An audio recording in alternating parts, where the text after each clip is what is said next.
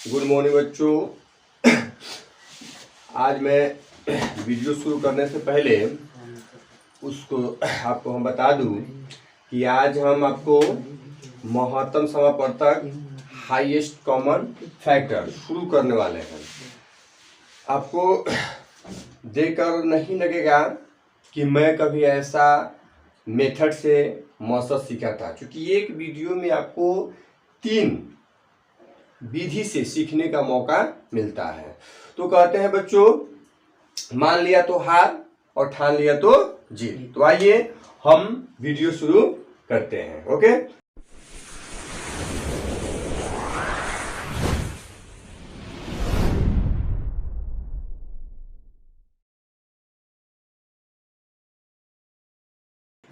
तो देखिए यहां है महत्तम समापवर्तक, जिसको संक्षेप में कहते हैं मौस। महत्तम से म और समापवर्तक का स। इसको इंग्लिश में कहते हैं हाईएस्ट कॉमन फैक्टर। हाईएस्ट में सबसे बड़ा और कॉमन मीन्स उभयनिष्ठ। उभयनिष्ठ कॉमन मीन्स होता है उभयनिष्ठ और फैक्टर मीन्स होता है गुणनखंड। गुणनखंड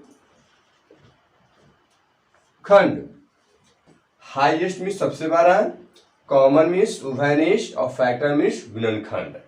यानी कहने का मतलब है वैसी संख्या, वैसी 2 या 2 से अधिक संख्याएं जिनमें जो उभयनिष्ठ संख्याएं होते हैं उनका गुणा करके हम मौसा ज्ञात करते हैं। ओके, तो आपका जो क्लास चल रहा है बहुत ही इंपोर्टेंस क्लास चल रहा है, क्योंकि एक ही वीडियो में आप पूरे कॉन्सेप्ट आपका क्लियर हो जाएगा। और आज मैं महत्तम समापवर्तक करा रहा हूँ, फिर नेक्स्ट वीडियो में लघुत्तम समापवर्तक कराएंगे, फिर थर्ड वीडियो में इससे रिलेटिव कुछ शब्द समस्या पर भी क्वेश्चन आता है, उस क्वेश्चन को भी हम आप लोगों को कराएंगे। अगर आपको मेरी बात अगर जहां समझ में नहीं आता है तो आप फिर मैं आज बता दूं कि मैं अपना नंबर यहां दे चुका हूं, व्हाट्सएप नंबर। इस नंबर के जरिए आप जो है जो क्वेश्चन आपको समझ में नहीं आ रहा है, जहां नहीं आ रहा है वो आप हमको भेज सकते हैं क्वेश्चन लिख के मेरे व्हाट्सएप पर। मैं नेक्स्ट वीडियो में उससे भी चर्चा कर दूंगा। तो चलिए महत्तम समापवर्तक को चर्चा करने से पहले हम देखेंगे गुणनखंड तथा गुणज।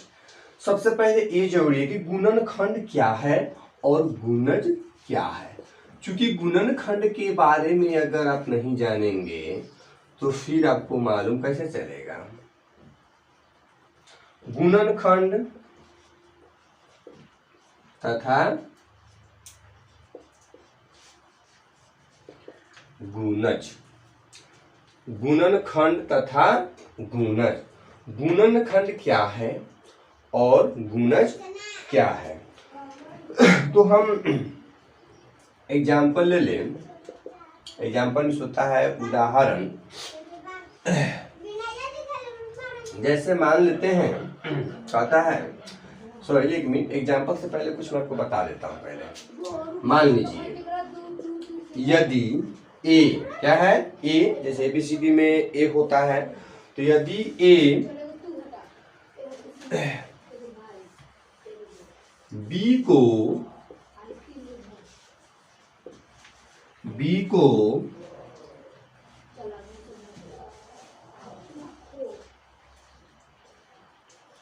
पूर्णतः, या हम इसे पूर्णतः भी लिख सकते हैं, पूर्णतः या पूर्णतः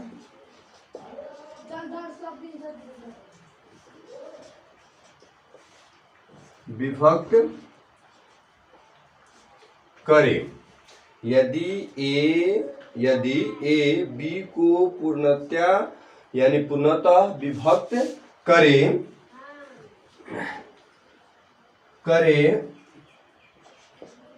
तो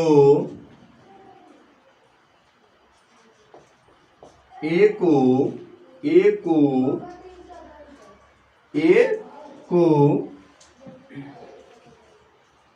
बी का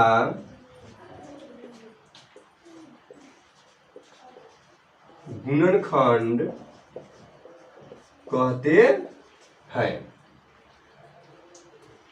गुणनखंड कहते हैं यदि ए बी को पूर्णतया यानी पूर्णतः विभक्त करे तो ए को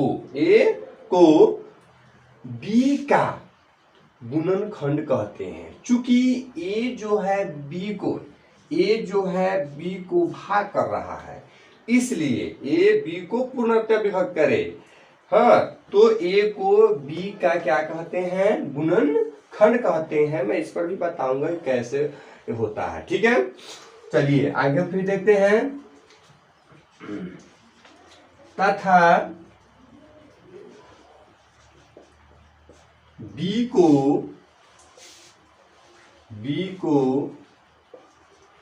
ए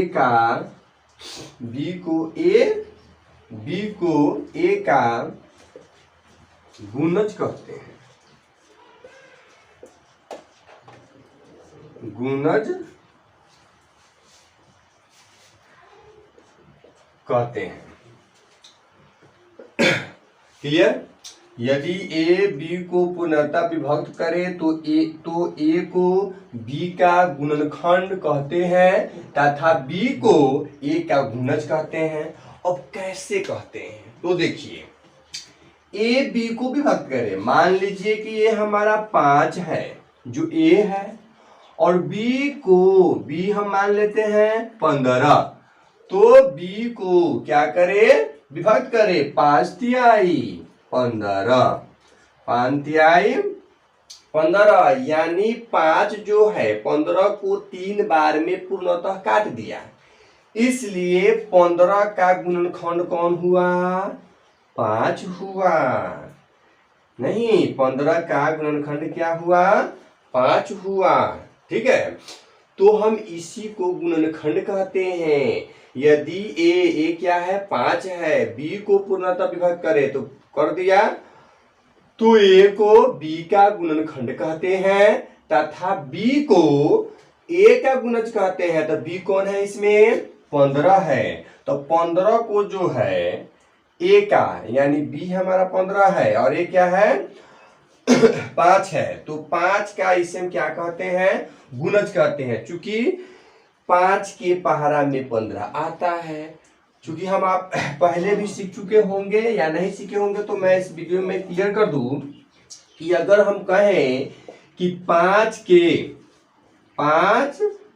के सभी गुणज लिखे, 5 के सभी गुणज लिखे, तो 5 के सभी गुणज क्या होगा, 5 के पहाड़ा, 5 एकम 5, 5 दूनी 10, 5 दे 15, 5 चौका 20, 5 पचे 25, ईटीसी कर देते हैं। ईटीसी का मतलब होता है इत्यादि।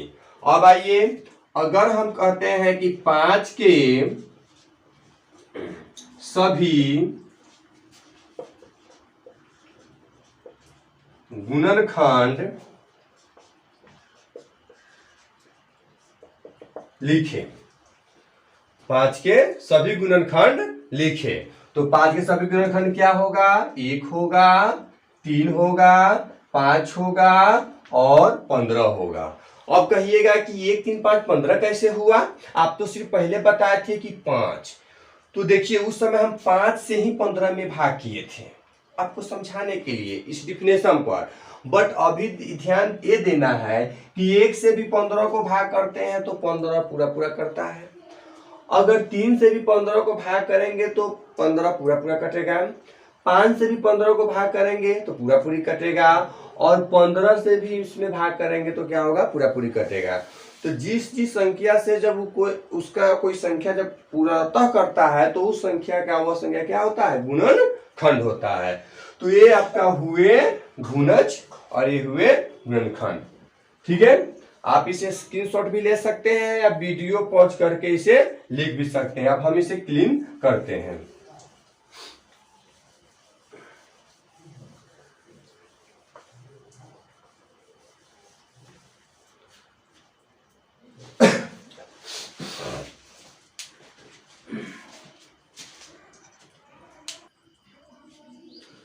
तो अब देखिए गुणनखंड और गुणज के बारे में आप पढ़ चुके हैं। अब महत्तम समापवर्तक जो हम बताने जा रहे हैं, पहले इसका डिफिनेशन आप लोग जान लीजिए।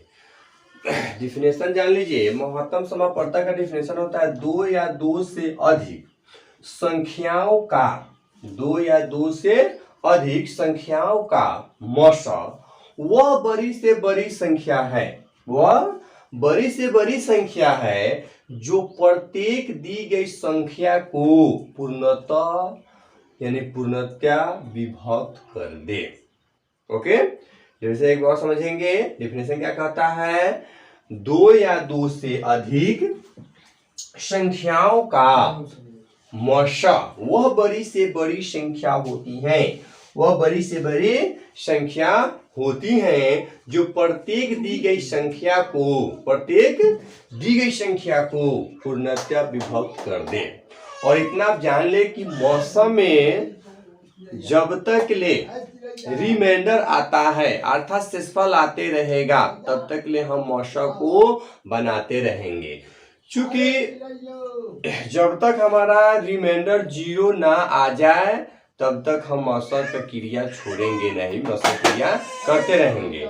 इसलिए बच्चों आप इसे थोड़ा अपने कॉपी पर उतार लेंगे। चूंकि मैं जब वो क्लास करा रहा हूँ एक ही वीडियो में मैं पूरा मौसा के विधि डिफिनेशन सारा सहित मैं बताऊंगा, पूरा इंट्रोडक्शन के साथ बताऊंगा, ताकि एक ही वीडियो में आपको मौसा आप समझ सके। और मैं आज जो बता दे रहा हूँ कभी जिंदगी में भी आप इसे नहीं भूल सकते हैं, मैं आपको 100% गारंटी देता हूँ। अब आइए एग्जाम्पल, जैसे 35 तथा 42 का मौसा क्या होगा। तो 35 और 42 का मौसा कितना आया है, 7 आया। अब कैसे आया है इसके बारे में तो खैर हम आपको बताएंगे। बताने से पहले एक चीज आप जान लीजिए, इसमें एक चीज और पढ़ना है, गुणन खंडन। गुणन खंडन, जैसे हम लोग गुणनखंड पढ़े हैं ना, तो गुणनखंड, गुणज और ये आपका हो गया गुणन खंडन। और आज मेरा वीडियो हिंदी मीडियम में है, लेकिन नेक्स्ट वीडियो फिर मैं डालूंगा इंग्लिश के बच्चों को देखने के लिए, जो इंग्लिश मीडियम पढ़ते हैं उनके लिए भी ये हम चीज को पढ़ाएंगे। लेकिन इंग्लिश मीडियम वाले बच्चों भी इसे पढ़ सकते, कोई दिक्कत नहीं। इतना आप जान लीजिए कि महत्तम समापवर्तक को हम हाईएस्ट कॉमन फैक्टर कहते हैं, ठीक है ना।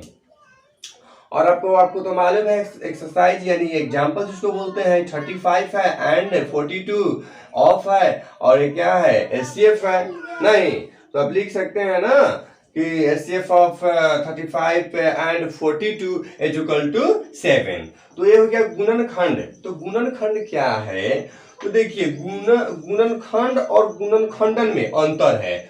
जैसे गुणनखंड का मतलब, जैसे मान लीजिए हम यहाँ 10 ले लिए, 10 क्या गुणनखंड का है, तो गुणनखंड क्या होगा, 1 होगा, 2 होगा, 5 होगा और 10 यानी 10 होगा। और जब हम यूं इसका बात करें गुणनखंडन, तो सबसे पहले हम इसका गुणनखंडन इस प्रकार तोड़ते हैं, जैसे 2 से 10 में भाग किए तो 5 आया, फिर 5 से भाग किए तो 1 आया, यानी हम इसे लिखते हैं 10 बराबर 2 गुना 5।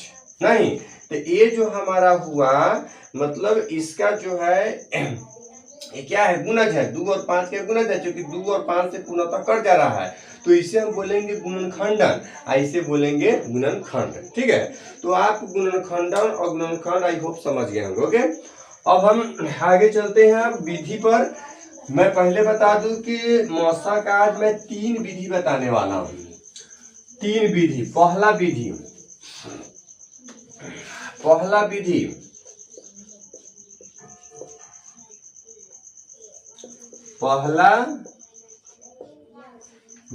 जिसको हम कहते हैं फर्स्ट मेथड। पहला विधि है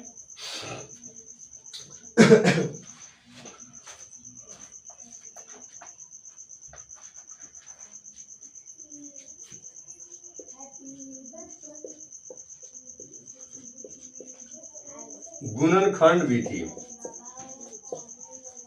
पहला विधि क्या होगा, गुणनखंड विधि। गुणनखंड विधि क्या है इससे पहले हम देखेंगे। चलिए हम गुणनखंड विधि के बारे में पहले देखते हैं। तो मान लिया जाए 18 और 27 यानी 18 एंड 27 का अगर हमको मौसा निकालना है 18 और 27 का मौसा ज्ञात करें वो भी किस विधि से, तो गुणनखंड विधि से। तो गुणनखंड विधि से मौसा निकालने के लिए सबसे पहले हम क्या करेंगे, 18 का गुणनखंड लिखेंगे। तो 18 गुणनखंड क्या होता है, 1 होता है 2 होता है 3 होता है 6 होता है 9 होता है और 18 होता है। क्योंकि आप जानते हैं कि गुणनखंड वह डिजिट होता है, वह संख्या होता है जिससे ये पूर्णतः क्या हो जाए, कट जाए। जैसे 18 का 1 2 3 6 9 18, इससे भाग 18 में कीजिएगा तो पूर्णतः कट जाएगा। और 18 तो ये 18 का गुणनखंड हो गया और इनका गुणज क्या हुआ, तो 18 हुआ। चूंकि 1 2 3 6 9 18 के पारा में 18 आता है, इसलिए क्या हो गए, गुणज हो गए। फिर हम लिखेंगे 27 बराबर 27 से गुणनखंड लिखेंगे। 1 होता है 3 होता है 9 होता है और बताइए 9 के बाद आइए 10 11 12 भी नहीं होगा क्योंकि 12 पर 27 नहीं आता है। 13 14 नहीं, अब हमको लग रहा है कि डायरेक्ट 27 ही होगा। तो ये आपका क्या हुआ, 18 और 27 का गुणनखंड हो गया। हमें क्या निकालना है, गुणनखंड विधि द्वारा मौसा निकालना है। तो अब लिखेंगे 18 और 27 का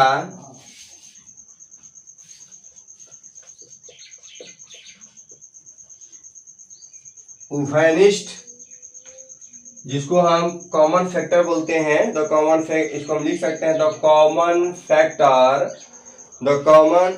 फैक्टर्स ऑफ 18 एंड 27। क्या लिख सकते हैं, the common factors of 18 and 27। तो हम लिख रहे हैं कि 18 और 27 का उभयनिष्ठ गुणनखंड, उभयनिष्ठ गुणनखंड। उभयनिष्ठ यानी जिसको इंग्लिश में कॉमन बोलते हैं। उभयनिष्ठ का मतलब वैसा अंक जो दोनों अंक में मौजूद हो। तो इस दोनों अंक में क्या क्या मौजूद है देखिए तो जरा, 1 है और 3 है और 9 है, ठीक है। इसके अलावा कोई नहीं है, 1 है 2 है, सॉरी 1 है 3 है 9 है, दोनों में है। तो हम तो उभयनिष्ठ गुणनखंड ले रहे हैं, तो उभयनिष्ठ मतलब जो दोनों में होना चाहिए। तो इसलिए हम लिखेंगे यहाँ पर 1 3 और 9। समझ गए होंगे, 1 3 9 लिख दिए। अब क्या करेंगे, फिर एक लाइन नीचे हम बढ़ाएंगे, लिखेंगे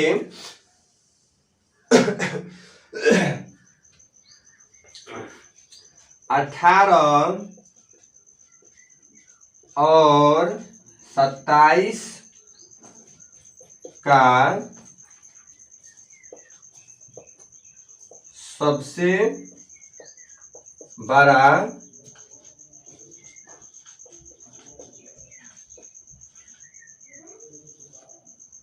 उभयनिष्ठ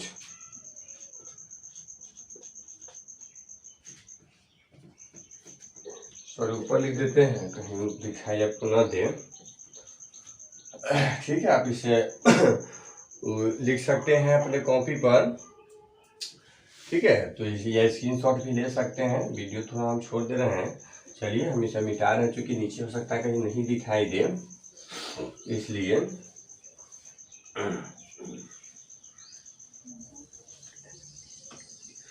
18 और 27 का उभयनिष्ठ गुणनखंड 1 3 9 है, तो लिखेंगे 18 और 27 का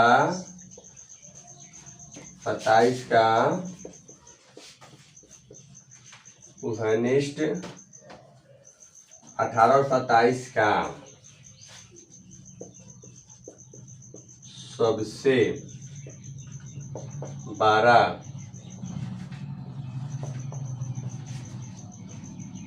उभयनिष्ठ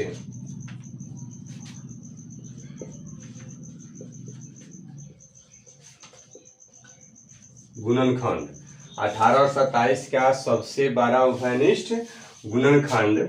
तो उभयनिष्ठ गुणनखंड सबसे बड़ा देख लीजिए इसमें कौन है। तो सबसे बड़ा उभयनिष्ठ गुणनखंड क्या है? 9 है। 9 है। 18 और 27 का सबसे बड़ा उभयनिष्ठ गुणनखंड क्या है?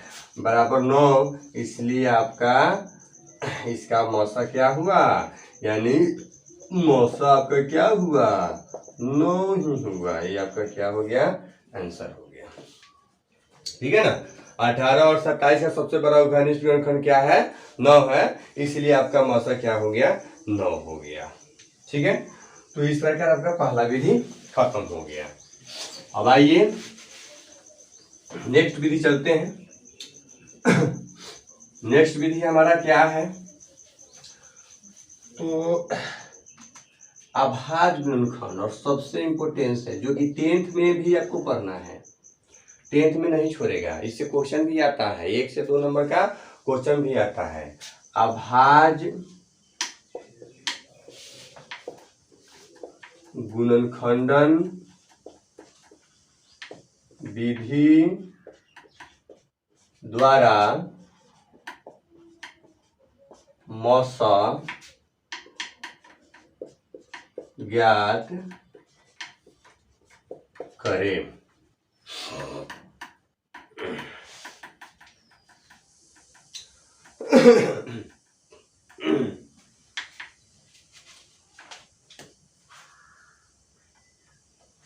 find the HCF by prime factorization.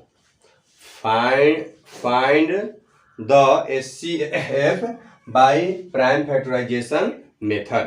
Okay. तो देखिए अभाज्य गुणनखंडन विधि द्वारा मौसा ज्ञात करें। ठीक है। तो ध्यान देंगे। चलिए अब की बार जो है कि हम इसमें थोड़ा 12 ही मौसा ले लेते हैं 3 अंकों का। जैसे कि आपने कहीं हो सकता है पहले 2 अंक का भी सीखा होगा, या चलिए हम दोनों बता देते हैं। मान लीजिए 96 है और यहाँ दिया हुआ है 72। 96 और 72 का हमें मौसा ज्ञात करना है अभाज्य गुणनखंड विधि द्वारा। तो सबसे पहले 96 का अभाज्य गुणनखंडन करेंगे, 2 से इसमें भाग देंगे। 2 से तो कैसे भाग करने का भी तरीका देखिए। 2 से पहले 9 में भाग करेंगे तो 2 का पहरा 4 दा पढ़ेंगे 4 टाइम्स, नहीं का 2 4 जा 8, यानी 2 चौके 8। क्यों? क्योंकि 2 के पहरा में 9 तो नहीं आता है। और भाग के नियम आप जानते हैं, क्योंकि अगर 2 के पहरा 5 दा पढ़ेंगे तो 10 होगा। 10 आपको 9 से 12 होता है, जो घट नहीं सकता है। तो उस स्थिति में आपका भाग गलत हो सकता है, इसलिए हम 4 मरतबे ही लेंगे। 2 चौके 8, 2 चौके 8। तो जो कोसेंट आता है यानी भागफल आता है उसको हम यहाँ लिख देते हैं। और इसमें सब क्या बचा? 1 बचा। और 1 पर 6 कितना होगा? 16 होगा। तो 2 से 16 में भाग करेंगे तो कितना होगा? 8 गुना 16। फिर 2 से 48 इसमें भाग करना है तो 2 दूनी 4, 2 चौका 8। फिर 2 से 2 एकम 2, 2 दूनी 4। फिर 2 से 6 दूनी 12। फिर 2 से 2 तिहाई 6। फिर 2 से नहीं होगा, 3 से करेंगे, 3 एकम 3। अब आइए 72 का कर देते हैं, यहीं पर कर देते हैं। 72 का 2 से 2 तिहाई 6 बचा 1, 1 पर 2 12 हो गया, 2 छक 12। फिर 2 से करेंगे, 2 एकम 2, 2 अठे 16 18। फिर 2 से 9 दूनी 18। फिर अब देखिए 2 से तो भाग इसमें नहीं लगेगा तो हम 3 से करेंगे, 3 तिहाई 9, 3 एकम 3। ओके। अब हम क्या करते हैं कि यहाँ 96 बराबर जो भी इसका गुणनखंडन आया है उसको हम लिखेंगे। 2 गुना 2, 1 2 3 4 5 टाइम्स आया है तो 5 टाइम्स पहले इसे हम लिख लेते हैं। और फिर 6 टाइम में क्या है? 3 है। फिर यहाँ लिखेंगे 72 इक्वल टू 2 2 2 3 3। हो गया। अब क्या करेंगे? यहाँ नीचे लिखेंगे 96 और 72 का मौसा बराबर, नहीं 96 और 72 का मौसा बराबर, या ऐसे भी लिख सकते हैं 96 और 72 का अभाज्य गुणनखंडन द्वारा, नहीं वैसे भी लिख सकते हैं या ऐसे भी चलेगा, इसके लिए कोई दिक्कत नहीं है।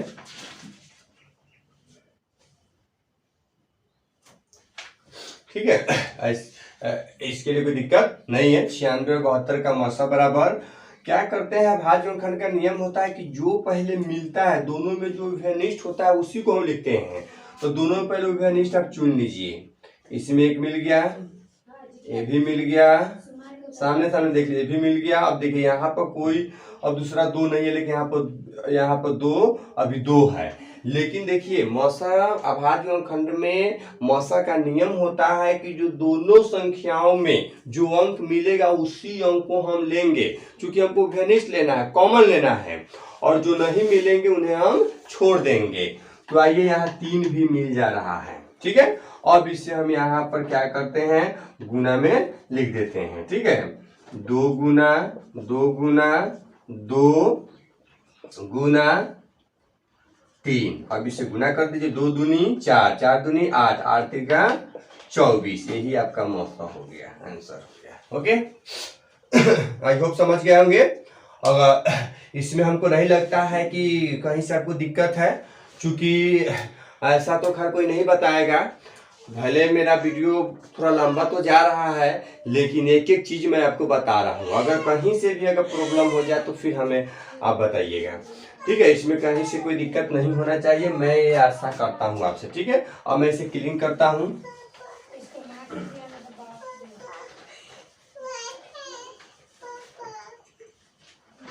अब आइए तीसरा नियम,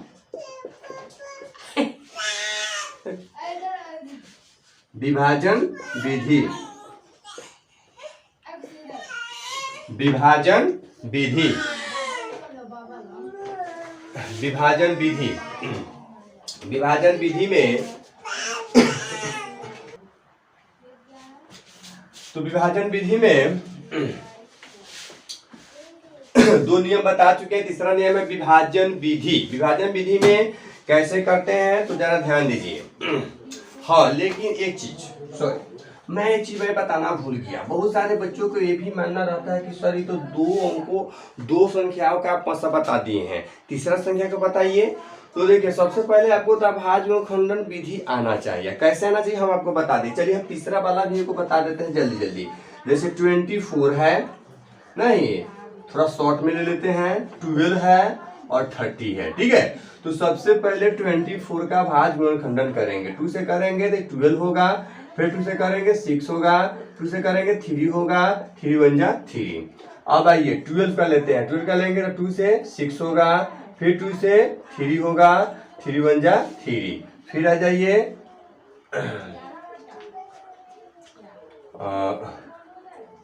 30 का ले लेते हैं, 30 के लेंगे 2 से तो 15 होगा, 3 से लेंगे तो 5 होगा, फिर 5 से लेंगे 5 1 जा 5 होगा। ओके, तो यहाँ 24 हो गया, 12 हो गया और एक क्या हो गया 30 हो गया।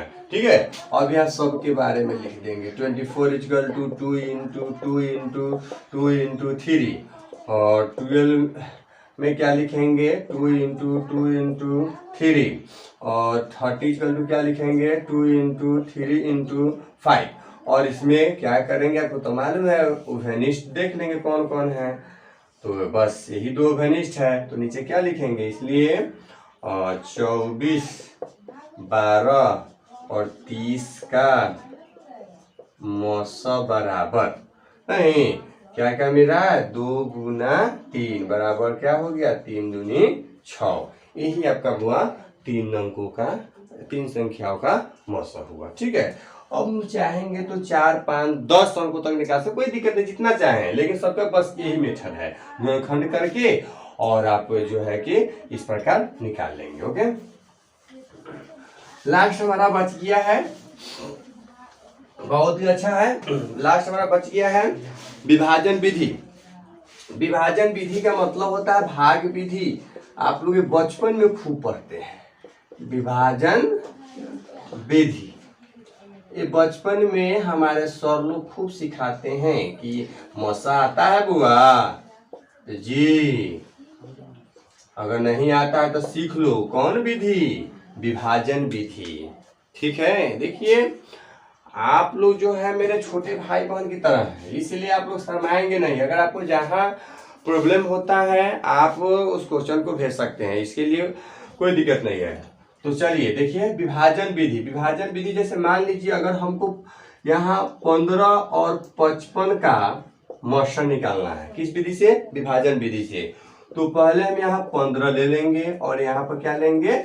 55 और 15 के पहरा पढ़ेंगे। 15 तिया 45, 15 चौके 60, लेकिन अगर 4 मरतबे लेंगे तो 60 55 से ज्यादा हो रहा है, इसलिए हम 3 मरतबे लेते हैं। 15 तिया 45 यानी 15 3 जा 45। ओके, तो 5 से 5 माइनस हुआ 0 और 5 से 4 माइनस हुआ 1, यानी 5 से 5 घटा 0 और 5 से 4 माइनस घटा 1 हुआ। ठीक है, अब देखेंगे यहाँ कभी भी रिमाइंडर मीन्स शेषफल भाजक से यानी डिवाइजर से छोटा आना चाहिए। तो छोटा तो आ गया, अब इसे हम भाजक बना देते हैं। जो शेषफल आया उस शेषफल को हम क्या बना देंगे? भाजक। और ये जो भाजक है इसको हम बना देंगे भाज। क्या बना देंगे? भाज। और 10 के पारा फिर पढ़ेंगे, 10 से कम 10, 10 दूनी 20। तो 10 दूनी 20 पढ़ेंगे यानी 2 मरतबे पढ़ेंगे तो 20 आएगा, 15 से ज्यादा हो गया, इसलिए हम 1 मरतबे पढ़ेंगे, 10 से कम 10।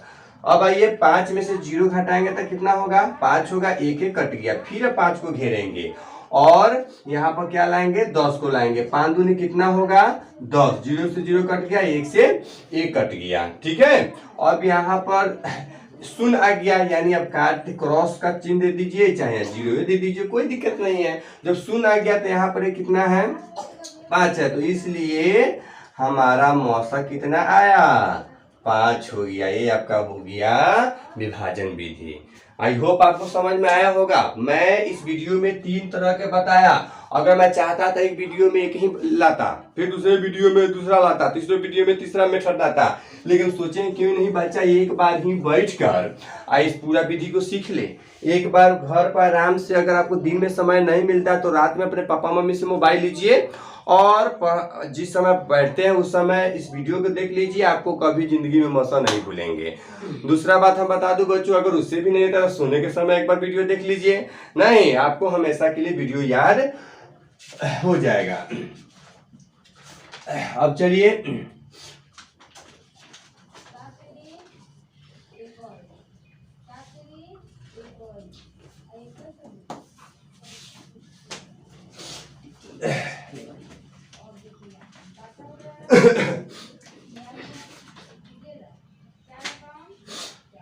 एक और बता देते हैं ताकि ठीक रहेगा। जैसे मान लीजिए 35 है और 85 है, तो 35 से हम क्या करेंगे? 35 से क्या करेंगे? 85 में भाग देंगे। 35 से कम 35, 35 दूना 70, 35 से 105, तो 35 दूना क्या होगा? 70। 5 में से 0 गया 5 और 8 में से 7 गया 1, कितना हो गया? 15। फिर हम क्या बताए हैं? बताइए क्या बताए हैं? शेषफल को भाजक बना दें, बना दिए और भाजक को भाज कर दीजिए और फिर 15 पारा पढ़िए। 15 दूना क्या होगा? 30। 5 से 0 घटेगा तो क्या होगा? 5, 3 3 कट गया। फिर 5 को आप क्या कीजिए कि भाजक बना दीजिए और 15 को भाज बना दीजिए। 5 तिहाई 15, आपका रिमाइंडर यानी शेषफल 0 आ गया। तो आपका यहाँ पर हम लिखेंगे बुआ मौसा बराबर क्या आ गया? 5 आ गया। ये आपका क्या हो गया? आंसर हो गया। ठीक है, चलिए आई होप इसको आप देख सकते हैं नहीं। चलिए अब हम जाते जाते, अब तो कुछ ही समय में आपसे विदा भी लेने वाले हैं, फिर अगले वीडियो मिलेंगे, लेकिन जाते जाते एक और चीज हम आपको बता देते हैं, वो जो बहुत ही इजी है और सरल है नहीं और ये भारी है। चलिए 368 बटा 437 का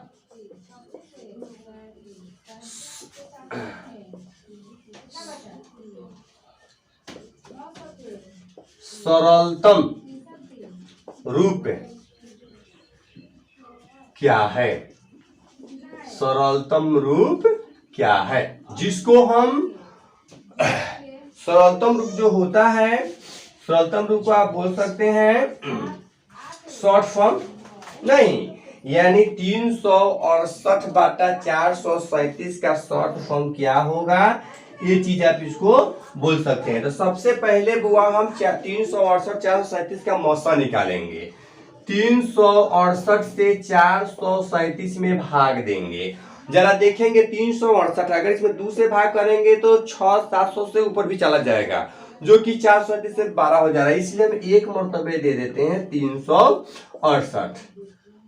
368 7 में से 8 नहीं घटेगा, नहीं लेंगे 17 में से 8 गया 9, ये आपका बच गया 2 में से 6 नहीं घटे फिर नहीं लेंगे, 12 में 6 गया 6, ये बच गया 3 कैंसिल। फिर हम आपको बताया है जो शेषफल आया उसको भाज्य के रूप में लेंगे और भाजक को क्या करेंगे, भाज्य के रूप में लेंगे 368। तो 69 से इसमें भाग करेंगे। अब चूंकि देखेंगे कि 69 से कई मरतबे लग जा रहा है, तो रफ फाइनल में 69 में गुना करके देखेंगे कि ये हमारा कितना मरतबे लग जा रहा है। ठीक है, रफ फाइनल में आप करते रहिएगा, हम जब तक ले करते रहे। 5 से कर रहे हैं 9 × 5 = 45 के 5 हासिल 4 और 5 × 6 = 30 और 30 × 4 = 34। 8 में से 5 घटेगा तो 3, 6 में से 4 गया 2, 3 कट गया। फिर आप यहाँ 23 को घेरेंगे और यहाँ पर लाएंगे 69 को, तो 23 दूनी 46, 23 तिया 3 तिया 9, 3 दूना 6, ये आपका कट गया। यानी मौसा कितना आया, 23 आया। मौसा कितना आया, 23 आया। इसका जो है मौसा कितना आया, 23 आया। ठीक है, अब क्या करेंगे, हमें इसका निकालना है सरलतम रूप। तो 368 और 437 का मौसा हमारा यहाँ वो आ चुका है, कितना आया है, तो 23 आया है।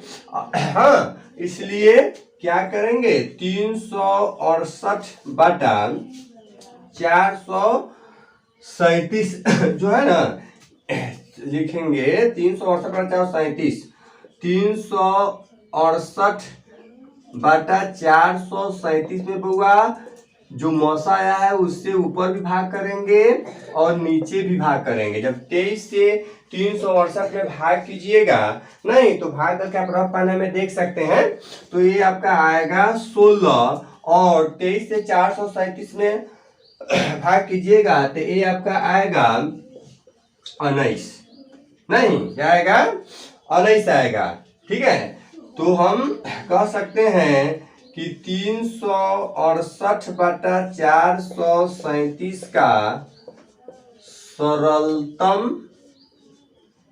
रूप कितना हुआ, 16/19।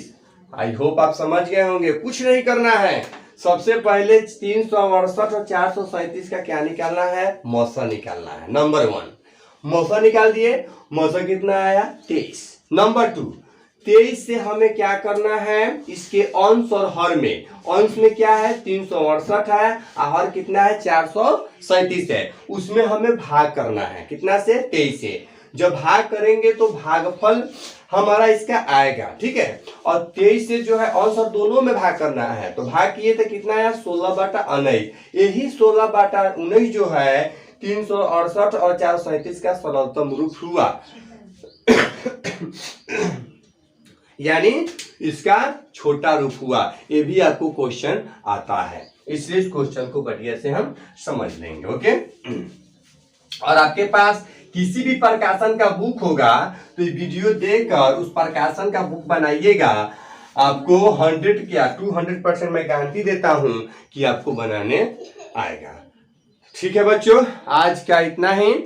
अब हम फिर नेक्स्ट वीडियो मिलते हैं, लेकिन जाते जाते मैं एक बता दूं कि आप मेरे जो भी बच्चे मेरे चैनल पर नए होंगे, नहीं वो हमारे चैनल को सब्सक्राइब करेंगे, बेल आइकन को दबा देंगे और लाइक कर देंगे। चूंकि सब्सक्राइब कर दीजिएगा, बेल आइकन को दबा दीजिएगा, तो मेरे द्वारा जो भी नए नोटिफिकेशन दिए जाएंगे वो सबसे पहले आपके मोबाइल पर जाएंगे। इसलिए आप सब्सक्राइब और बेल आइकन को दबाना ना भूलें, क्योंकि आप हमसे अगर जुड़े रहना चाहते हैं, हमसे अच्छे से अच्छे क्लास लेना चाहते हैं, तो आपको एक बार बेल आइकन को दबाना होगा। थैंक यू बच्चों। फिर हम मिलते हैं नेक्स्ट वीडियो में।